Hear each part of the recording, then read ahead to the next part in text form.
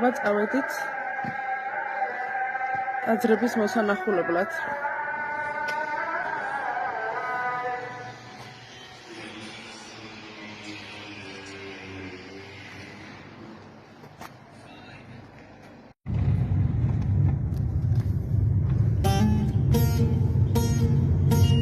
ეს სამხრეთ საქართველოსკენ მიმავალი გზაა.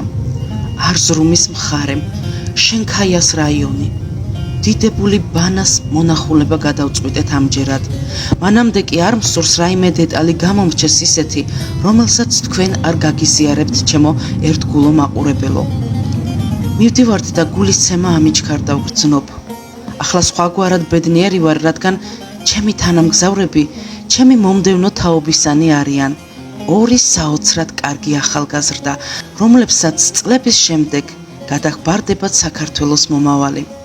ეს ისტორია კი წიგნებიდან კი არა, ფეხდაფეხ უნდა მოიარონ, რათა ტერფების ქვეშ ნაგრძნობ ხანძთელის დავლილ მიწას სხვა მადლი აქვს მაინც.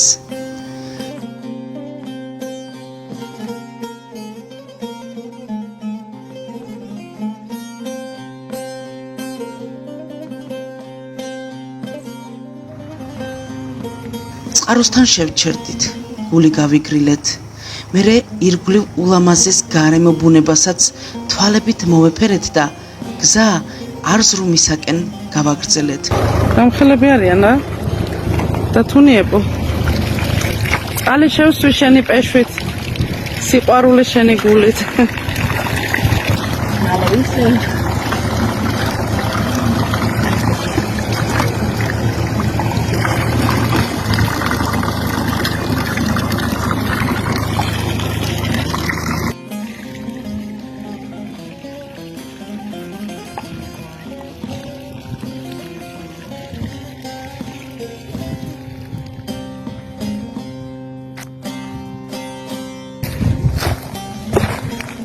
რა სილამაზეა რა?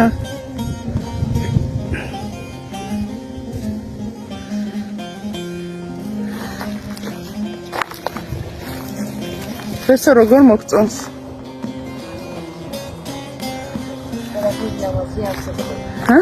ყველაფერი ლამაზია აბსოლუტურად. ძალიან ლამაზი ბუნებაა. წყალიც გემრიელია. მათე როგორ ხარ? დაშვები? ძაღლებს ეფერები? ასაყვარელია. რამხელა ძაღლები არიან? მოგწონს აქაურობა მათე? აი წინა ხერხი ხედია.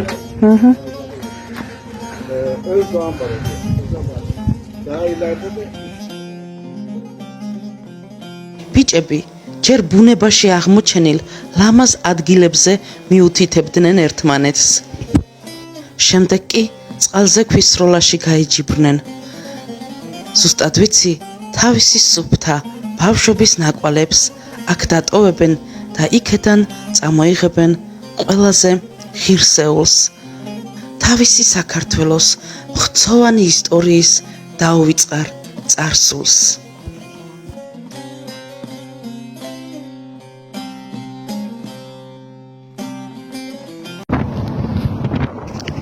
გზა გავაგრძელეთ, წავედით იქ, სადაც გველოდება ბევრ დრო გამოვლილი ბანას მონასტერი, მე-7 საუკუნის ახოვანება და დიდებული სიწმინდე. თუ თქვენც დაგვემგზავრებით, ერთად ვნახავთ თუ როგორია მხცოვანებაში მყოფი ბანა 21 საუკუნის 20-იან წლებში.